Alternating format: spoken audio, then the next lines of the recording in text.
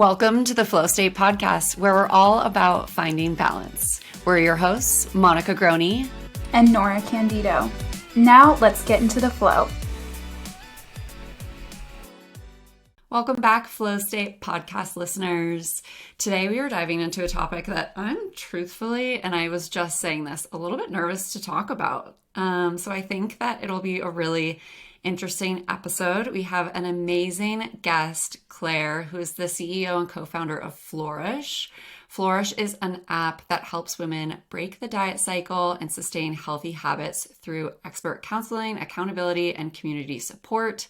Today, we are diving into all things intuitive eating, diet culture, and nutritional freedom. Claire, thanks so much for being here.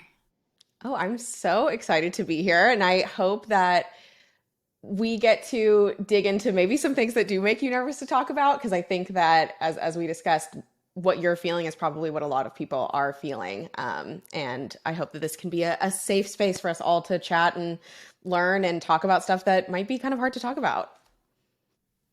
Yes, so excited. I'd love for you to just kind of start us off by introducing yourself and share with us what it is exactly that you do and how you got into your work. Yeah, so as you mentioned, my company is called Flourish. And founding Flourish for me was pretty, I guess, autobiographical, I guess you could say. I'm a registered dietitian by trade. That's what I went to school for. I have a degree in nutrition. But what got me there was actually the fact that I started dieting at the age of just 13 years old. I grew up in a larger body, certainly larger than my peers. And that was a really big challenge, especially, from like a psychological and emotional standpoint. My mom, bless her heart, has never struggled with weight in that way in her life. She's also a CPA. So she's a very kind of 1 + 1 = 2 approach to things. So, of course I'm, 13 years old. I'm having breakdowns in the limited 2 dressing room. And she says, okay, well, if my daughter's struggling with her weight, she needs to just eat less, exercise more, kind of the common paradigm around weight. Let's get her into Weight Watchers. So I started Weight Watchers at 13, spent the next 10 years on pretty much every diet you can name. Certainly would have been considered someone who had disordered eating, although I didn't really have language for that at the time. And then fast forward, I kind of found my way, and I'm sure we'll talk about that. I spent the first 4 years of my career at a startup based here in Austin, and then quit that role to start working with women, to start counseling women on their relationship with food, nutrition. And that was my first business, Nutritional Freedom. And then that ultimately served as the kind of inspiration for Flourish, which brings technology into the solution, I guess, to allow us to achieve, just reach more people. I'm super curious. It's interesting to hear you talk about your story with your mom and like the differences. And I feel like my story to building my business is very similar, where it wasn't like misguidance per se from the mother figure. But it was just like they didn't know any different. And what is that conversation like with your mom today? It's really sweet. She's so proud of the work that we're doing and the impact that we're having, on the lives of women.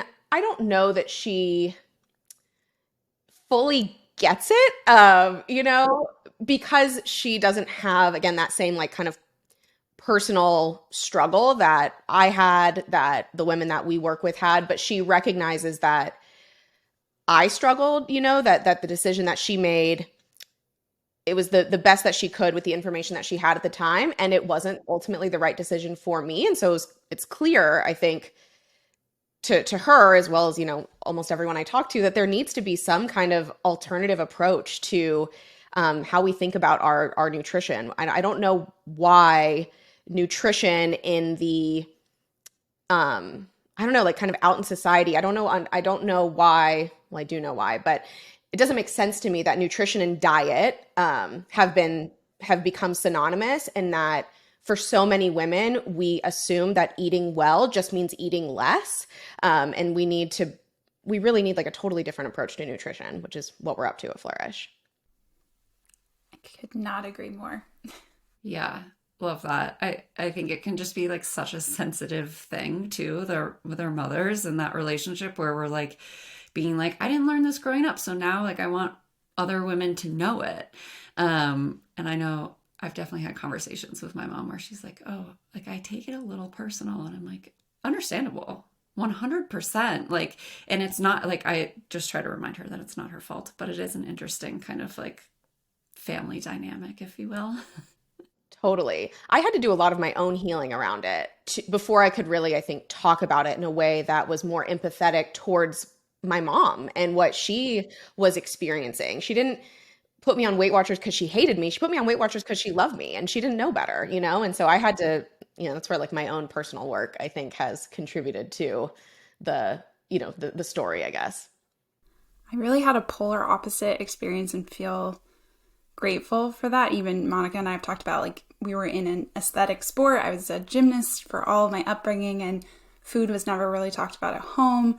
I modeled really good behaviors. I didn't even know what eating disorders were until I went to school, and my classmates were struggling with their own relationship to food, and that's why they were studying nutrition. I'm curious if that was kind of part of your story, but I just had such a awakening when I encountered that. And I was like, wait, what do you mean? Like, you're trying to hack the system by learning more about nutrition so that you can eat less and restrict your body? Like, my heart just broke for these people, and I just felt so naive, like had no exposure to it beforehand, and so much compassion around that. And I've heard a similar story to yours before. Everybody's story is unique, of course, but I really hope that conversation is changing. Like, I do hope that people our age now who have maybe had these lived experiences and have had to do a lot of work overcoming this, or we're not relying on that yo-yo dieting or that thin obsessiveness. Now, I'm speaking from a white, thin, privileged, able body, and I also want to call that out. It's not fair. But I really hope that this conversation is beginning to change, and especially parenting styles in the US. And it sounds like your work is really helping to contribute towards that. So I'm really excited to hear more about it. Yeah, one thing we say about Flourish is, it's not like our tagline by any means, but I do think that part of the work that we're doing is putting an end to intergenerational dieting. We primarily work with millennial women, I would say, it kind of makes up most of our customer base. And we're doing a lot of healing around the, relationship between them and their mom and food. And then a lot of it is also, okay, I don't want to pass this down to my future children, especially my future daughters. That's when we have women coming into us who are in the family planning stages, or, they're pregnant. I've had members whose, daughters are like, not even quite one yet. So it almost feels like there is the clock is ticking. Like, I need to work on this before my daughter is sort of, aware enough to absorb what I'm up to when it comes to food in my body. So it's a real thing. It starts so early, and I don't think some recognize that. Like, even just having family meals together, also a privileged thing, but even parents modeling, like, eating different types of foods, showing you how to chew different things. I worked in pediatrics for a while, and that is, kids are mirroring everything that their parent is doing. So if you're not eating with them, if you are restricting, if you're making comments about your body, if you're any of those things, I don't think we realize how early that really starts to impact people. So I love hearing that. It sounds like that kind of family planning stage is like, oh my gosh, okay, I really need to deal with this. Yeah, totally. And I think that's a big change from our generation that we can all feel good about. Claire, when was it in your journey that you realized that your experience with food, your relationship with food, the dieting that you'd experienced being on Weight Watchers was not a good thing? Yeah. So I reached the peak of my dieting or disordered eating in college when I was studying to become a registered dietitian. And I think I knew psychologically that it was not going well. I knew that I was eating in a very different way from my friends and my roommates. I was weighing and tracking food, and I felt very isolated from my friends in that way. And then also on the weekends, I would find myself binging. So I knew that that was the case, but my kind of big wake up call, I'd actually hit my like goal weight.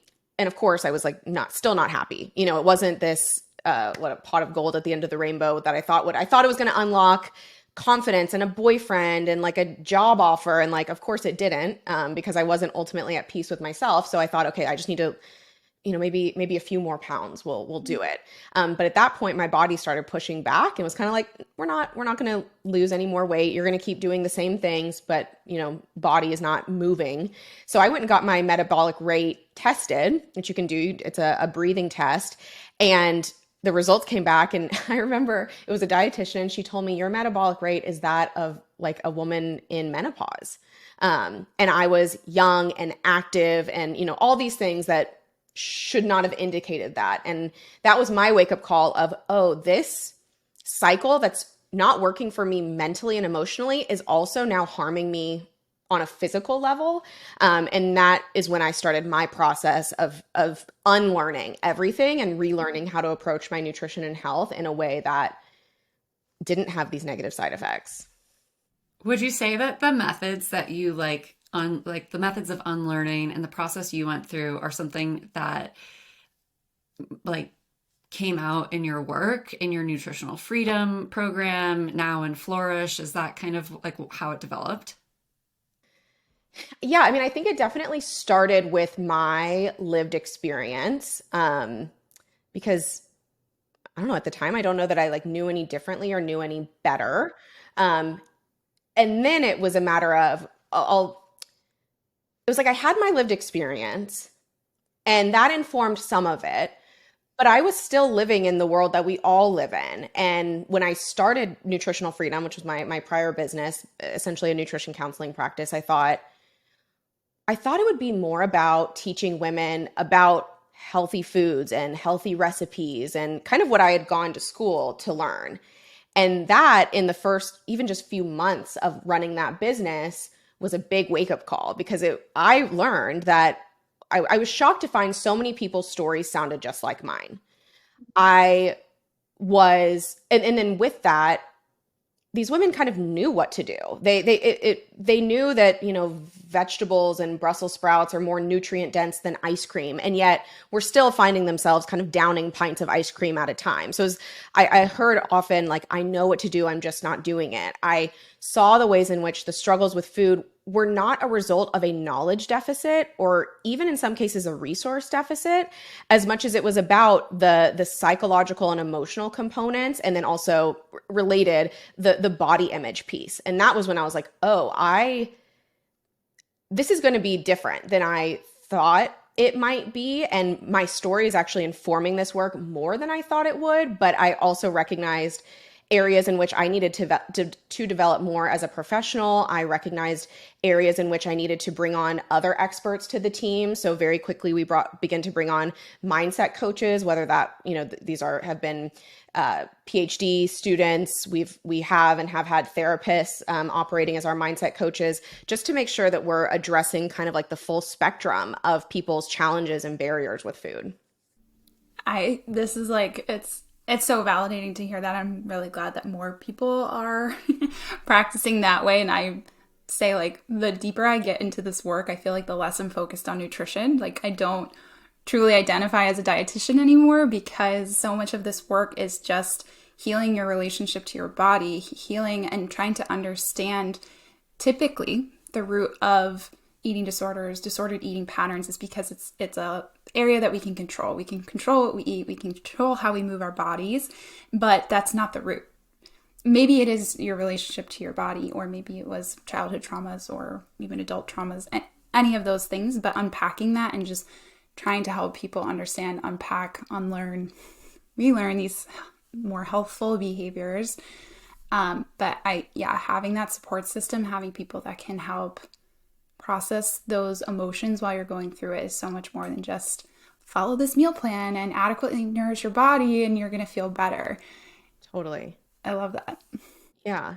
And it's not that nutrition doesn't play a role, which is why, like Monica, I've loved your content and bringing awareness to things like protein, for example. Like I'm always looking at, okay, what are the behaviors a member is engaging in? We'll use an example. A problem behavior that a member will come to Flourish experiencing is overeating at night. And there are so many different reasons someone might be overeating at night. It could be something that's happening on the physiological front that's causing that. So maybe you're under eating during the day. Maybe you're on a blood sugar roller coaster all day, and that's why. It could be a psychological thing. Also related to that, like you're kind of running out of willpower at the end of the day. It could be emotional. You're eating in response to stress. It could be a social thing. This is the one time of day that you're eating either by yourself or with someone else, right? So we have to approach it in a multifactorial way. And I think we all want food and our food choices to be like rational. I think about food and money. I think our relationship with money and our relationship with food is like exactly the same. And there's this whole field of behavioral economics that's about people doing weird shit with money that they shouldn't do. And we're the exact same way with food. And yet most solutions on the market today are like, well, just if you just know how many calories are in this, you should be good. Like you should be good to go, right? And it's like, no, that's not how it works. We're not rational eaters.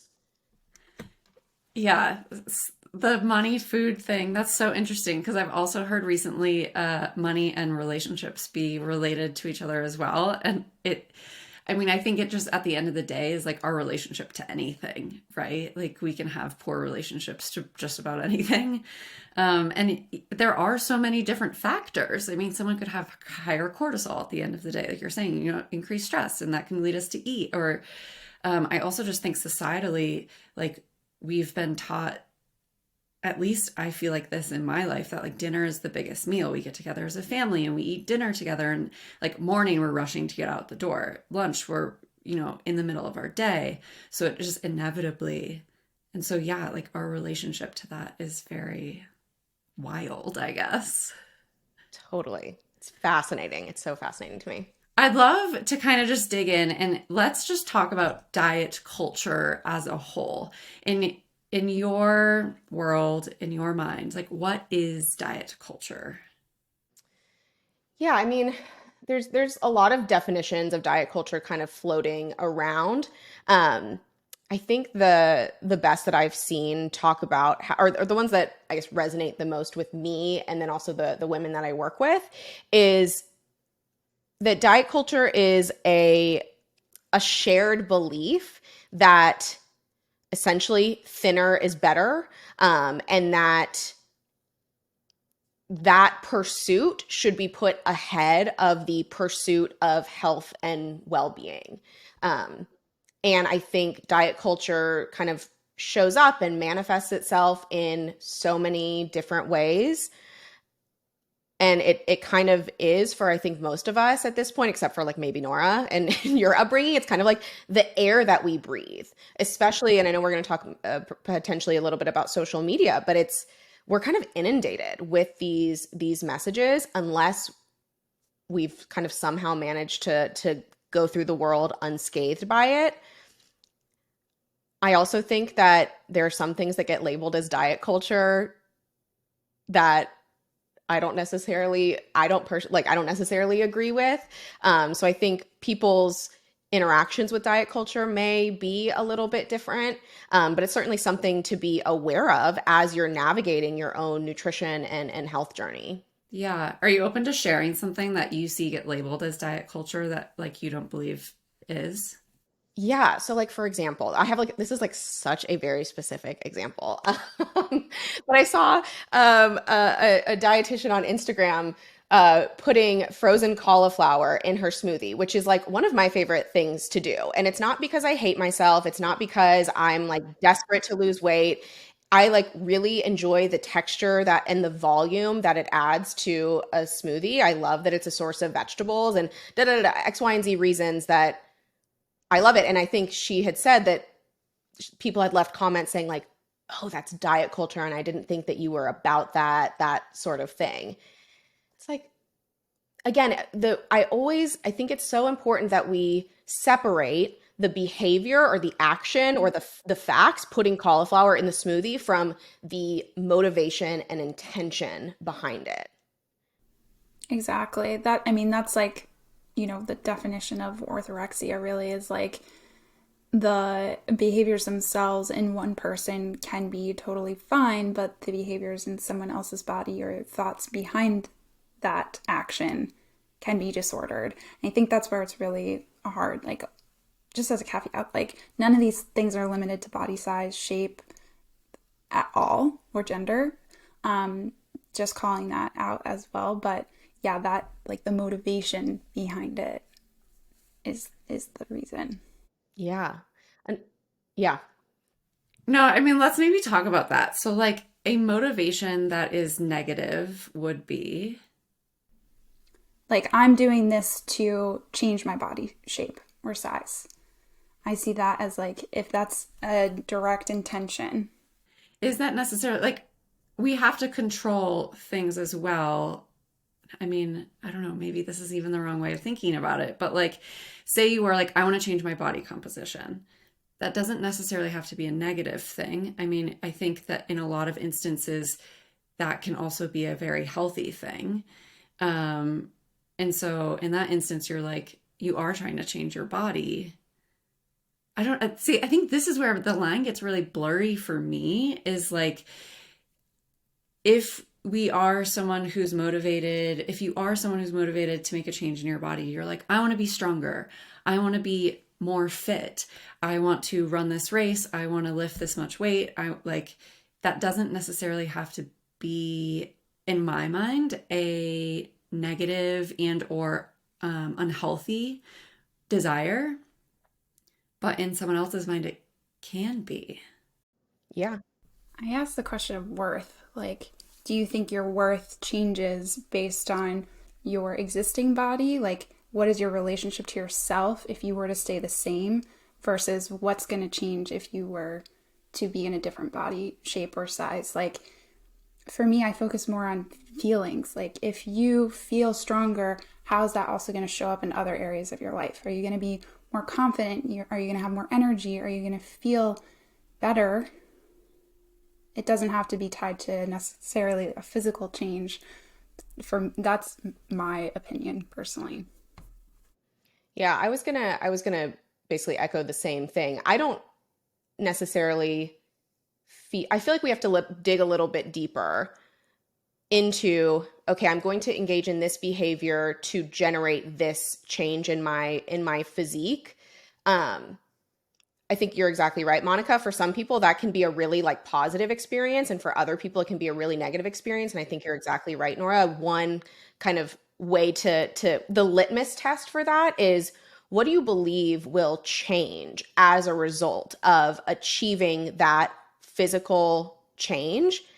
And how does that make you feel? Like, there's just so many layers, and I think we want one clean cut answer. Like, this is healthy, this is unhealthy. This is diet culture, this is anti-diet culture. And I think that makes a ton of sense in terms of social media and messaging and marketing and all that stuff. But I think people, human beings who are just trying to do the best that they can, get really lost in the mix of all that. Yeah. Do you think that there's a role to be that was created from the food industry itself? I mean, I look at like my parents' generation, and still to this day, I'm like trying to educate them that low fat foods, the whole low fat food movement, it was like, okay, let's decrease the fat and increase the sugar in this. And so, like, from a nutritional standpoint, it's not better.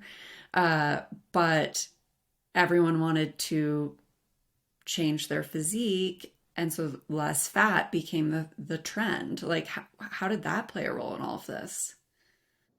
Yeah, I mean, I'm not a food historian, Nora. You may have like more, I don't know, facts and figures related to this. I think the way I think about it is the diet industry and the food industry, they're both for-profit industries. We live in a capitalistic society. I think it would be naive and probably like delusional to not believe that there's some connection between the two. And I think as time goes on, it just becomes like more chicken and the egg. So yeah, that's kind of my not super informed take. Again, I'm not a food historian. I don't know, Nora, if you've kind of looked more into it. Not numbers. I had a couple classes at NYU around this, but I think what's really interesting is even just seeing over the decades how different shapes are worshipped. Like in even colonial times, women in larger bodies were worshipped. They were seen as wealthy. They were seen as healthy, fertile people because they were in larger bodies. That meant they had access to food and resources. Similar to even people, if you got a tan when you were back in the day, that was seen as like you were a laborer, you were a day worker, you were out in the field, so you're poor. Now, like if you have a tan, you're perceived as wealthy. You're someone that can afford vacations and to go to faraway lands. Like these things change over time, but I do think there was a really big shift in like 80s, especially with a lot of processed food items that started occurring, and even connection between pharmaceutical industry picking up, now like the connections between hospitals even having contracts with companies like Nestle and Pepsi and all of these, like things are so deeply interconnected. Our system here in the US is very corrupt. And I think a lot of these things are just starting to come to light. Like the whole premise behind the food pyramid previously was that to consume the most grains as possible, and dairy was very high on that list as well, and that was to support dairy farms and the meat industry and the grain industry. So like if you compare ours in the US to other countries, they're completely different even in the same time period. So it's not that we don't have access to the same information. It's definitely us being swayed. Some of that might be my own interpretation and opinion, but that's kind of how I see things. I want to dig into a little bit, maybe like it's like how to unpack that. Yeah, I mean that's like a lot, but it is a lot. It's a separate podcast, honestly. Yeah. But it does relate to diet culture. Like it really does, and like I just think this whole new turn of the century with media, with this more accessibility to comparison, we're entering into a whole different time period where even you and I, all the three of us, did not grow up with a cell phone in our hand with access to Facebook and MySpace. You had to like log in for an hour. And now kids have 24-hour access to a device where they can be looking at things on TikTok, on Snapchat, like Instagram, everything, and just comparing ourselves. So I think like we're entering in a totally different time.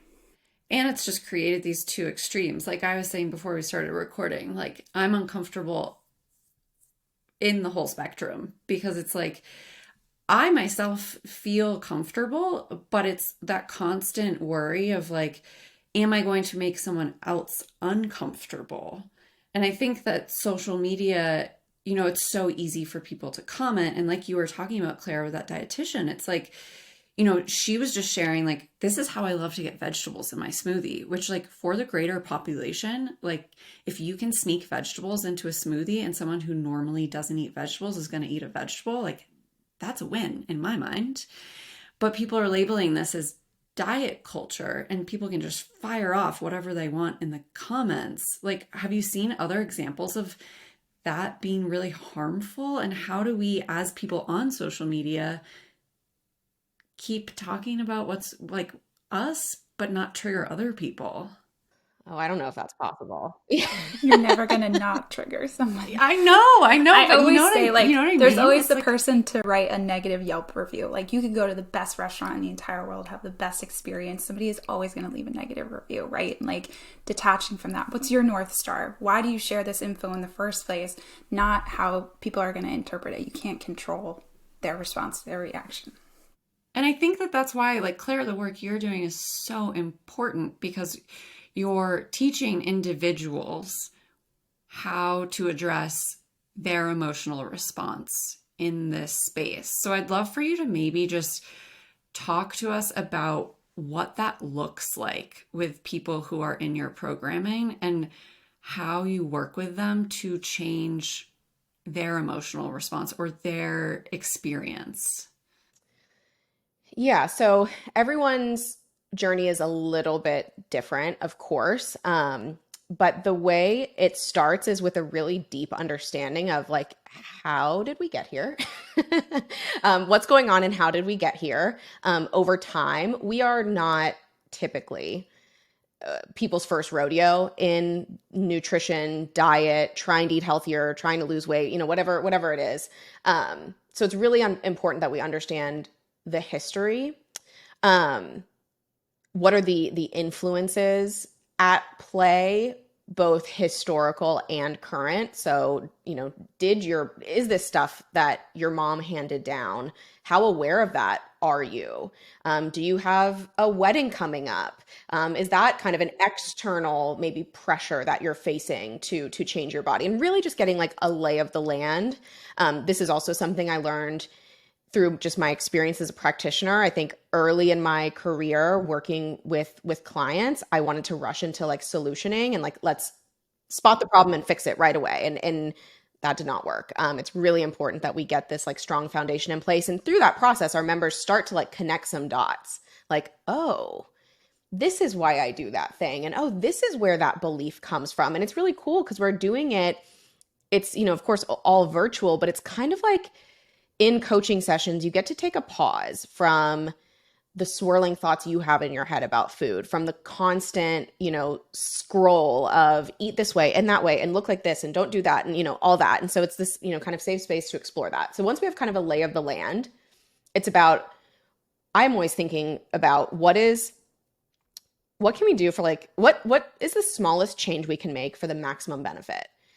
Which is a big mindset shift for a lot of our members. A lot of our members are used to like, okay, on Monday, I'm starting 75 hard. In January, I'm going to do the whole 30 for the 75th time. And I hope it's going to be different this time. Like they're used to these total life overhauls, which sound so sexy and fun and exciting and never work. And then it sucks and like the cycle starts all over again. So I'm like, let's do this a totally different way. What is like the smallest change that you can make to have the greatest benefit? Typically that starts with moving into a phase of what we call kind of nutritional stabilization. So let's make sure that you're just eating enough of all three macronutrients and seeing how that quells some of the chaotic eating patterns that our members experience. And then from that state of kind of this like being more stable nutritionally and having less chaos, then we can begin to do the deeper work and really address more of like the unlearning and the healing. And it kind of just evolves over time, I guess. I love that. And I imagine it sounds like there might be a community aspect to this. And what I've seen in my programs is that community being so powerful, just to hear like, wow, my experience is not unique. Like, I thought something was wrong with me. I thought I was the only one that has this story, and just having some allyship in that is so beautiful and so powerful and also motivating.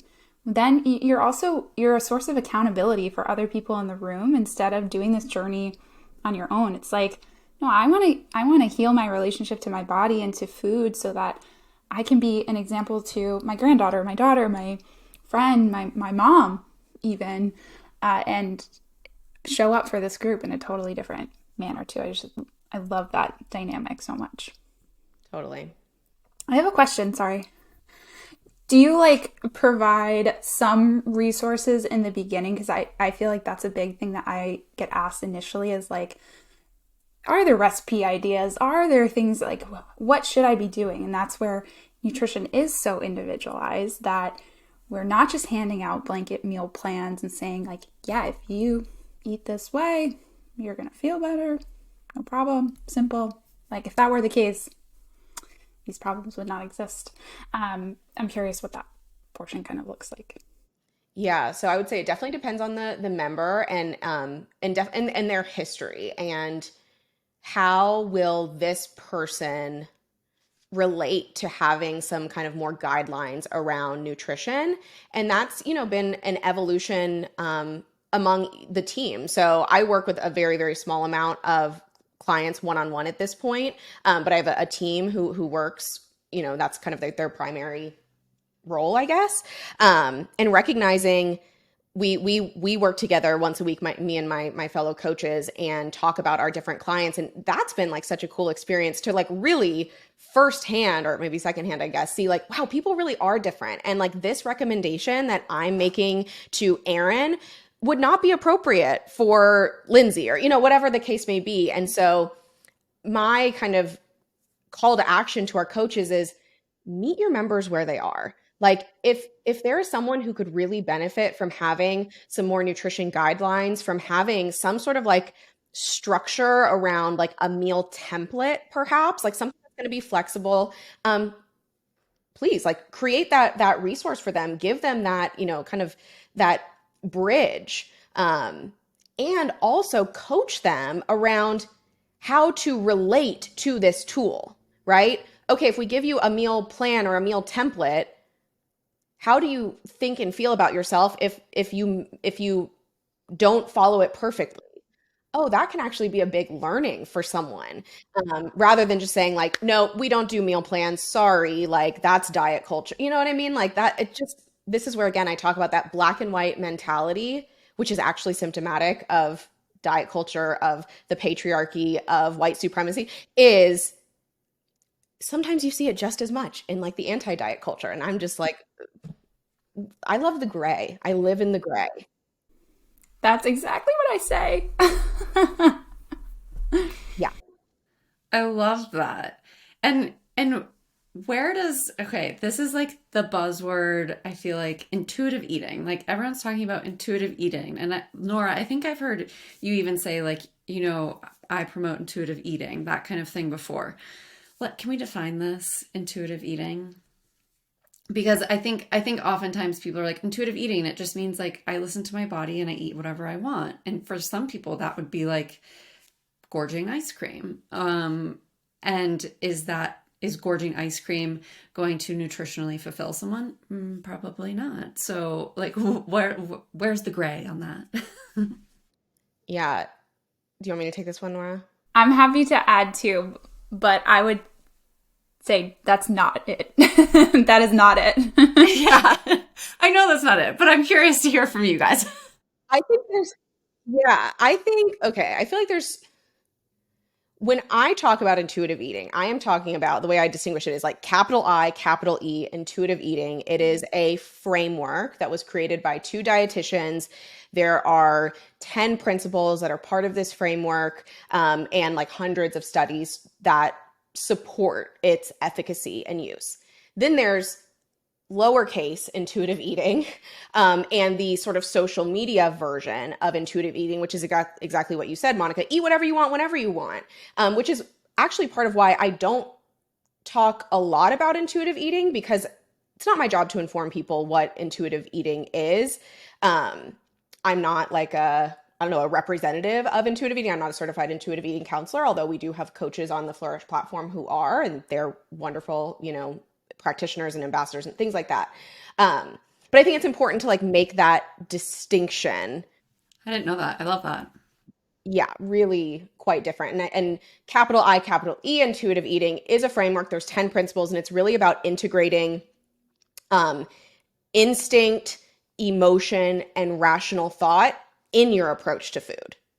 So like, what is your body like naturally kind of bringing you to emotionally? What is it that you need to feel well? And then let's bring in some rational thought. So I always use the example of like a cupcake, right? A cupcake in intuitive eating is a perfectly acceptable food. And as someone who is an intuitive eater, I recognize I can eat a cupcake. I can eat a cupcake whenever I want. Am I going to eat a cupcake before my workout? This is where the rational thought comes in. No, for me, that's like not going to leave me feeling my best. I might not even be hungry for it. And there's so many other foods that I could choose to use as like a pre-workout snack that would fuel my body better. And that's like my lived experience of intuitive eating. And I think it can be very individual. I'm curious, Nora, do you have anything to add to that? Yeah. And I think, Monica, your kind of thought process of like, would that mean somebody gorging on ice cream?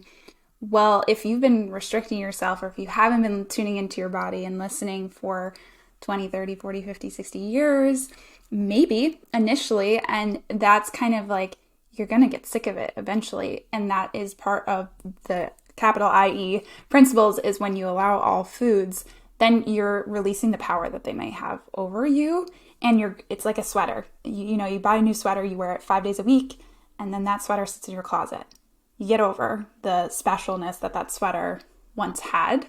And this is kind of similar how I see it. But my big take on the intuitive eating space is because of diet culture. Like we're living in our heads. We're not really connected to our body. And my mission is helping people feel at home in their bodies. And what that means to me is helping to reconnect to those sensations and being able to tune in. Oh, okay, I'm starting to feel hunger. I'm going to do something about that instead of diet culture being like, oh, I'm not hungry. I ate an hour ago. I shouldn't need to eat again. I'm going to have some water. I'm going to chew a piece of gum. I'm going to have a coffee. I'm going to smoke a cigarette. I'm going to vape, whatever it is, to try and get rid of that thought. So I think it's really just the unlearning of some of those diet behaviors, reconnecting to your body to adequately nourish, listen, call it our inner wisdom, where you're able, it exceeds beyond just eating and drinking. It's honoring, when does your body need rest? When can you go? Like different levels. We don't typically ignore when we have to go to the bathroom. Just like getting back to some routine things. Mm-hmm. And so there is a space where someone can eat, capital I, capital E, intuitive eating, and still have physique goals, right? I heard capital I, capital E, and then physique goals. What was in between?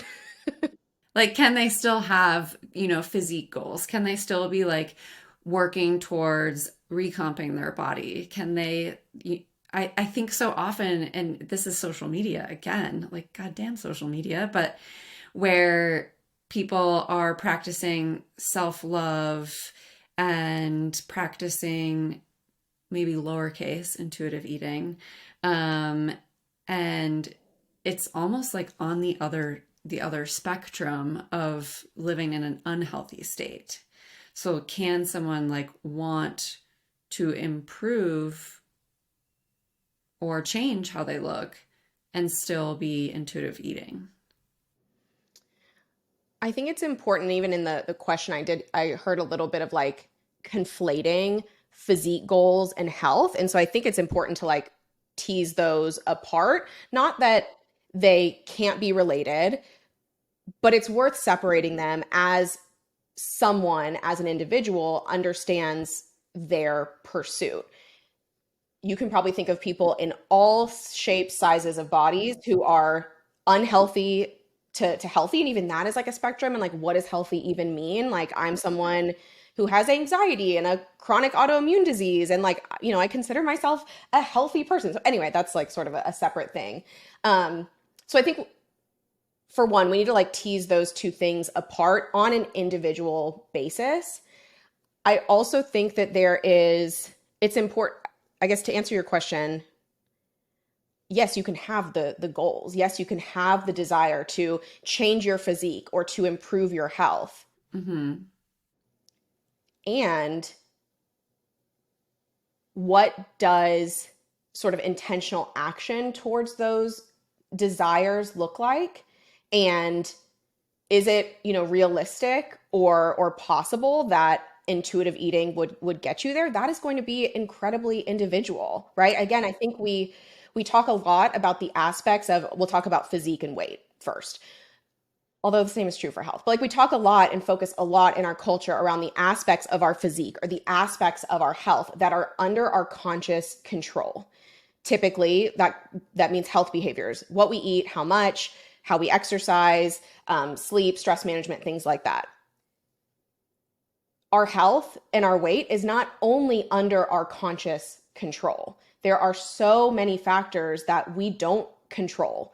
That's why, I think, again, I always think about other aspects of life where things are more socially acceptable, right? Like we accept that people come in all different heights. We accept that people have different shoe sizes. But when it comes to body size, it doesn't make sense to a lot of people. Like, why can't we all have six-pack abs?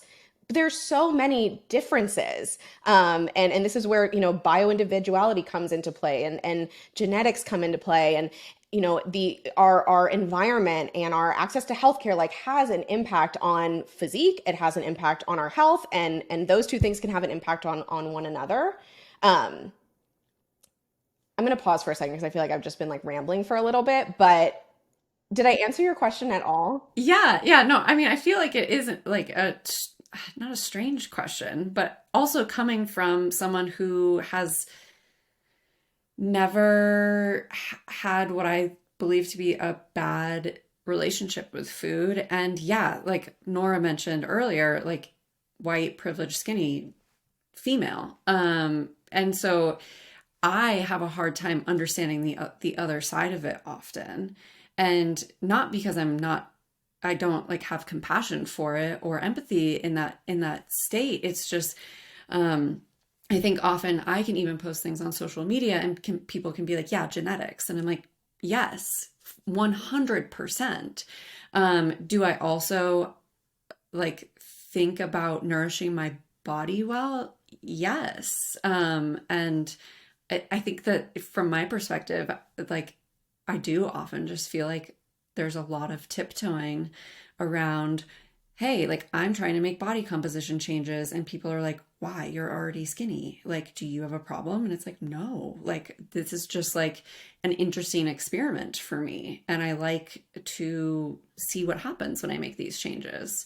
So yeah, I think you did answer the question. And I think it's also just interesting to talk about and learn intuitive eating from what we see on social media versus intuitive eating, which is a practice that was actually created like in a more logical, scientific way, if you will. Can I add? So I see when like if you want to be on an intuitive eating journey and you're trying to recomp your body at the same time, I kind of see those as like choosing two different roads. And, we talk all about hormones here. When we make some recommendations, that's for the person that has healed their hormones and they're in a place where their body could actually handle some changes, but you have to heal your hormones first. Similar concept here. If you don't have a solid foundation, solid relationship to food, and you start trying to make body changes, is that going to help you achieve your goal? Your original goal of healing your relationship to your body, to food. I would just say again, like it's more about that intent behind it of like, it's also, if you don't think, and maybe you don't even know what quote, like disordered eating thoughts or behaviors are, to even say, okay, maybe some things that I am doing are quote disordered or not healthful behaviors. Or if someone else is having those thoughts, you can't jump into somebody else's brain. Like you don't know what that looks or sounds or feels like. So, in terms of like, don't shy away from your authenticity and how you want to show up on social media to try not to offend someone, because people are going to misinterpret things. They're going to take things, like we can't control their reaction. All you can do is stay true to you. And if that means you're on this journey, there are people that are going to be absolutely drawn to that. And you've already seen that. Yeah. I'm just so excited to have this conversation, and hopefully people listening are hearing, some differences and also understanding potentially from a standpoint of a consumer of social media that their reaction might be very different than even the person posting, right? And so it's all our individual experience, and for there to be a resource like Flourish out there for people who are reevaluating what that reaction is for them. I just think that that's so, so valuable. And especially for people who are in that state of like wanting to heal their hormones and wanting to improve that. So I'm really grateful for this conversation. I think obviously you've shed a lot of light for me, as well as hopefully shed a lot of light for anyone listening, and also just for that resource to exist. Like that's really, really powerful. So we're so grateful for you for creating that and through your own shared experience. I think that's a really vulnerable place to be coming from, and amazing. Thank you. Thank you. One thing I'll just say, kind of like to wrap up the conversation, is I don't necessarily think walking away from this conversation, anyone's goal needs to be like, okay, I need to be the perfect intuitive eater. I need to like master and perfect all these 10 steps. And like, that's not certainly like my personal approach to, I should say my professional approach to nutrition. My goal for all of our members, and like my goal for, I guess society at large, is that we just find a way to eat in a way that we can sustain, and that we find a way to eat and fuel our bodies in a way that's supportive of our physical well-being, our mental well-being, our emotional well-being, our social well-being. And if that looks like an intuitive eating journey, great. If not, it's not the one way to eat. You know what I mean? And I think that's, part of the beauty of Flourish, and having the one-on-one support and someone who is an expert who can kind of be your partner on the guide can help you kind of find where you are in this space. And I think you've done such a good job of finding your own way of eating that clearly you have so much peace with internally. And it's like, of course, when you bring it to the world, things get a little bit more challenging. And like that's other people's triggers to kind of like work through. We can't be responsible for other people's triggers. No, and I think that's so beautiful, and that like perfectly summarizes what you spoke on the gray area, is that like Flourish isn't practicing intuitive eating or diet culture. It's like the gray, and it's individual, right? Because we all have our own reactions. So to wrap up, we always do this with our guests, our lightning round. So really, really quickly, this is a great way for our listeners to just learn a little bit more about you. But question one is, what is your favorite form of self-care? Okay, I divided into current self-care, current self-care, and future self-care. Current self-care, like instant gratification, I just need something right now, reality TV, specifically right now, Love is Blind.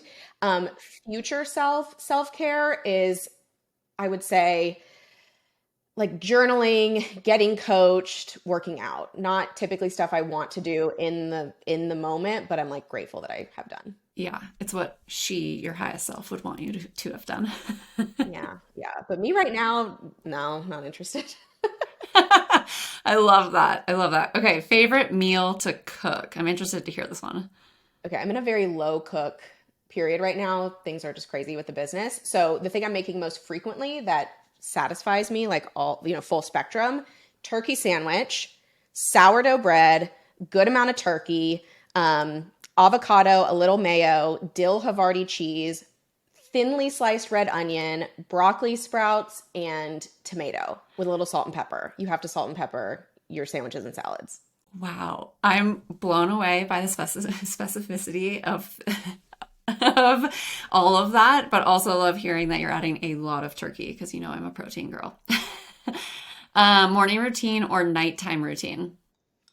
Is this like, which do I prefer? Yeah. Oh, I guess nighttime routine, actually, right now in this chapter. What does that look like for you? Before bed, taking my medication, magnesium, specifically magnesium glycinate, going upstairs, showering, not being on my phone, not watching TV, reading a book, sometimes journaling before bed. Yeah, I definitely exit the phone from my life at night. That's a good one. Yeah, I don't always, but when I need to, I really need to. Yeah, I can tell a difference when I don't, for sure. Okay, and last question. This is one of my favorites. A book that has had a huge impact on you. I feel like a lot of mine are like business books, so I don't know how relevant that'll be to the audience. So I'll share. Traction was a big one for me. My favorite. I read it every year. That was a big one. And I like a lot of Gino Wickman's books. I like a lot of his books. Same. Yeah, I would say that one. And sorry for being boring, and hopefully you have a lot of entrepreneurs listening. No, I mean, anyone out there, if you are considering starting a business, I highly recommend Traction. Like even at any phase, it's such a good read. Amazing. Well, thank you so much for sharing with us today. I think this has just been a really interesting conversation, and I'm really hopeful that everyone tuning in and listening has learned something, and maybe just even something about themselves. Where can everyone find you and find Flourish? So to find Flourish, head to our website, weflourish.com. And I'm Claire Siegel. It's Claire_Siegel on, I think, Instagram and TikTok. I think so. We will put the links in the show notes, but definitely I love Claire's TikTok. It's so good. She's always inspiring me, so go and check it out. Thanks so much for being here today. Thanks.